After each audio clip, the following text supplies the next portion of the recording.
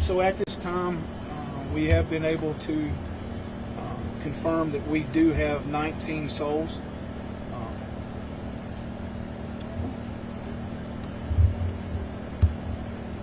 That we're looking for. So, excuse me, I ask you to keep in mind those families. This is probably one of the most devastating sights, I think. Sheriff Kraft and I was talking about. It's probably been one of the most devastating situations that I've been on in my career. As far as the scene goes, we do feel that the scene is secure. We have ATF, FBI that are handling the scene as far as the investigative part, trying to figure out and recreate or figure out what actually happened to cause this. Do I see a short-term explanation? No. Do I see us being here for many days? Yes, I do see that. We've got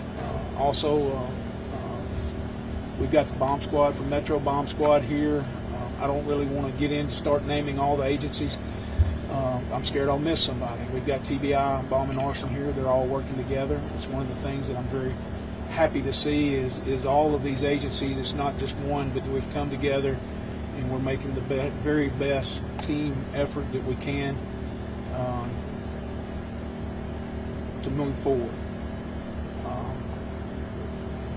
Please keep in mind that these families, and I've said it up front, I said it to start with, that's where our thoughts and prayers need to go right now. And we've just got to take one day at a time or 1 hour at a time. We're processing things. We're finding out more information. We're trying to figure out, maybe the cause of this. There's not going to be a short explanation for that. I know I'm maybe have repeated myself there a little bit. Forgive me, but we're all tired and trying to put together the best effort we can and remember the families and who we're working for. I do want to touch on Accurate Energetic. They are here with us. The facility's here with us. They have discontinued operations. They're focusing on their families, their employees. They're focusing on the next things that they need to do to try to make everything best for their people. We've got critical incident folks on the scene. I'm just sitting here trying to think through the scene. We got the critical incident people here for the families as well as some of the first responders. For those of you that don't know, it was about 7:45 a.m. this morning that this explosion happened. We had a really amazing response from the first responders, fire, and here again I commend those first responders because it was multiple jurisdictions. They worked together. They got the situation under control very quickly and safely. And when you see or you pull up to the things that they were seeing and doing and having to do at the time, they done very, very well. And anybody any questions?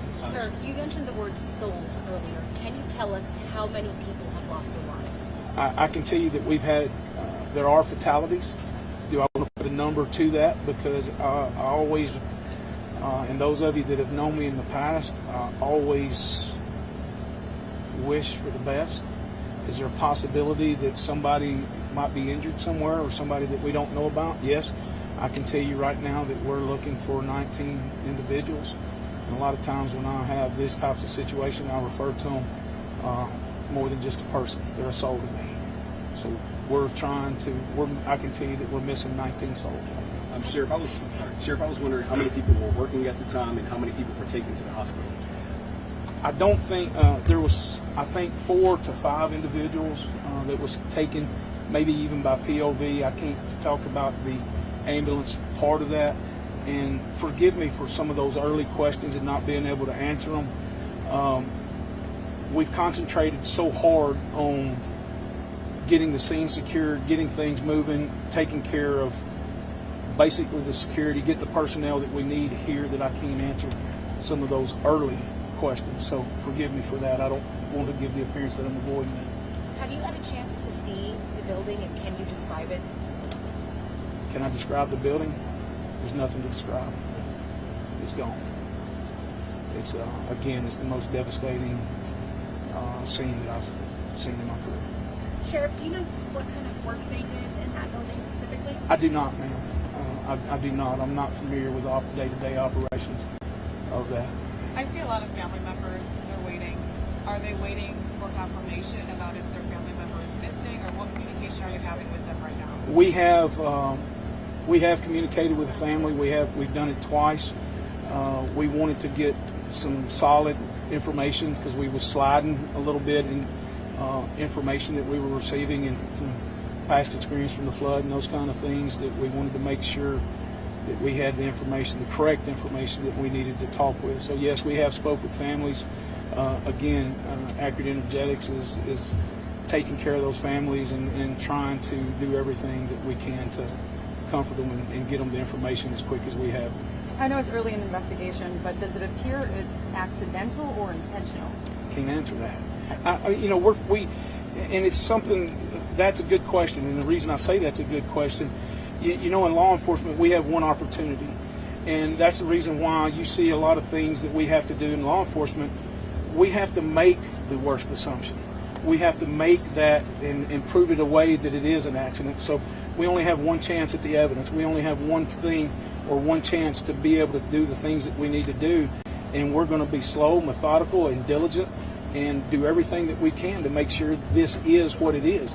And there again, we're working for those families and those people that were in that building to make sure we get, if they deserve justice, we want to be in a situation that we get them justice. And that's how we have to approach these situations. Okay, and there was another report that there was a destructive explosion in 2014 in the same building that was operated by Rio Ammunition. Can you confirm that and tell me if there's some kind of trend going on here? Rio was on the facility. That did happen here. I was here during that time. I don't believe that it was at that current facility at all. Yes, ma'am. You have a question. That was my question, is do you have any information about a previous explosion at this facility? You have to remember, this is a huge compound, and there's a couple of different businesses that may operate within this facility. So I don't want to get into too much to the operation of the facility because they are a very delicate operation, and we have to maintain that. Sheriff, I had heard some comments earlier about fallout outside the campus area from the blast early on. Yes, sir. Is that something you can confirm? There may be some debris that went over the fence. I don't think that we're too far from one of the property lines, and there may be some debris that's on another property here. You said the scene was secure. Does that mean it's stable and first responders have any other accesses? It means that the scene is stable. The ATF and the FBI are on that. They are methodically moving through the location of the explosion. Sheriff, I'm not sure if you know this, but was at 7:45 was the plant up and running, or were people just arriving for work? Do you have any idea? I believe the plant was up and running. Last question. Have you been able to speak to any families directly, and if so, what are you telling those families? We have spoke with the families directly, and we told them that we're going to be very transparent with them and get them the information and try to answer every question that they have the best we can. It's again, it's going to be a very slow process. Sheriff Kraft, you want to? Did the department state that they called you guys or calling you? Because I saw a lot of people, a lot of different departments. May I ask you a favor? Would you repeat that louder, please? A lot of different departments that showed up here. Did you guys contact them, or did they contact you? We contacted him. I think Sheriff Kraft and I both got information about this very quickly. I don't mind telling you from the prior experiences here with the Rio and the questions that y'all had, I immediately picked up the phone and called Commissioner Long, and I said, this is what I've got, this is where I'm going, because we are in a bad cell range, we are in a bad location, and Commissioner and I are personal friends, and he helped me get the agencies here that we needed, and rapidly. So that was one of the things that I'm very thankful to him for that, and that relationship as well. All right, last question. I think I might have said that. Anybody? Well, Sheriff, I'm curious. I mean, after Waverly, I mean, another tragedy. I mean, just you talked about at the beginning, but just how are you feeling? I mean, how's the community doing after another tragedy like this? My friend, I can't answer that, and forgive me for saying that. I can't answer that right now because he and I and the people from this facility, Mr. Stinson, we've concentrated so much on what is here right now and getting this stable, secure, and taking care of the people here that I hadn't been able to have any kind of feedback from the community. So I'm sure that I'll start hearing some things. We'll start interacting with things as time goes through this. And again, this is not going to be, we're going to close this up tonight. It will probably be here 3 or 4 days from now, 5 days from now. It wouldn't surprise me at all if we're here next week. But we're just, again, we got to go slow, methodical. So forgive me, I don't mean to avoid that question, but we just can't, I can't answer it right now because I don't know. I do have one more question. I know you were kind of being really sympathetic towards the souls that were lost. I am wondering if eventually you are going to let us know how many people have perished. Yes, ma'am. We will confirm that. And like I can say right now, the list that we have right now, we are missing 19 souls. But we're not confirming that some of them are just missing. You can't confirm which ones have actually been accounted for. I could not tell you who's been accounted What are the next steps for you? for. Good question. Right now, honestly, we're having to go hour by hour. We're having to take things hour by hour. We're having to take developments that's going on. We're operating this as, for lack of better words, and I don't want to say two different scenes, but we're letting them take care and doing the things that they need up there where the incident occurred.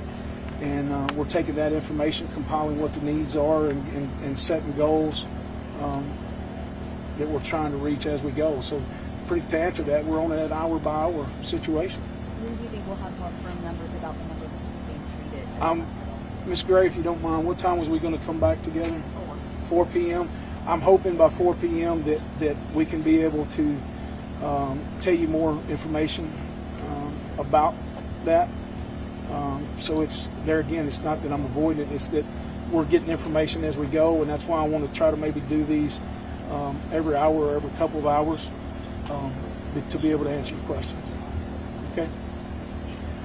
Again, is there some kind of list of missing people that we could potentially access? There was this one woman that told me her son was on that missing people list. I don't know if that's something that the media is privy to. I don't have that available for the media at this time, and we're still working with that. There again, because there's some of the delicate information, we're trying to confirm that every family's been notified, and we've got 110% have got to make sure that that's happened. The Sheriff Kraft and I have even said if there's somebody that we can't get a hold of, we're going to send officers and along with accurate, energetic staff to make sure that we go out and find that. So, excuse me, we're trying everything we can do to take care of the people. Fair enough? Hey, Chris, in years past, you've asked me to help in different aspects. Is there anything we can do to assist? Burton, I really appreciate you commenting on that.